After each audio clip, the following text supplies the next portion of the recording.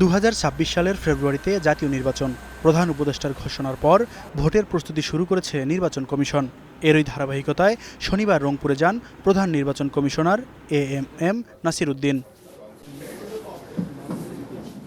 বিকেলে সদর দপ্তর হলরুমে বিভাগের 8 জেলার কর্মকর্তাদের নিয়ে মতবিনিময় সভা করেন সিইসি। জানান, আগামী ফেব্রুয়ারির প্রথমার্ধেই হবে ভোট, সে লক্ষ্যে কাজ করছে নির্বাচন কমিশন।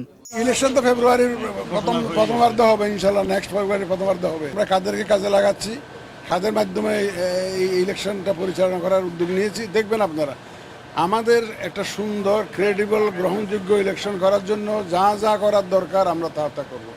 এর আগে সকালে রংপুর আঞ্চলিক নির্বাচন কমিশন কার্যালয়ে কর্মকর্তাদের সঙ্গে মতবিনিময় সভায় তিনি বলেন, বিগত নির্বাচন প্রক্রিয়ায় জড়িতদের বাদ দিয়ে নতুন লোক নেওয়া হবে।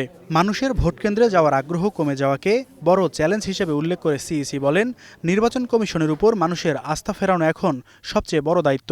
জনগণকে অ্যাপিল করেন যাতে সবাই ভোটের কেন্দ্রে আসে এবং নাগরিক দায়িত্বটা পালন করে। আমরা ইলেকশনটাকে অতি স্বচ্ছ রাখতে চাই এবং মানুষ যাতে দেখে, মানুষ যাতে বুঝে যে না, এদের মধ্যে কোনো লুকোচুরি নেই, এরা একদম ওপেনলি এটা সুন্দর একটা নির্বাচন দেওয়ার জন্য যেমন ওয়াদা দিয়েছেন তেমনই কাজ করছেন। সেটা ভোটে যে কোনো চ্যালেঞ্জ মোকাবিলায় কমিশন প্রস্তুত উল্লেখ করে সিএসি বলেন, এবারে নির্বাচন হবে বিশ্বমানের।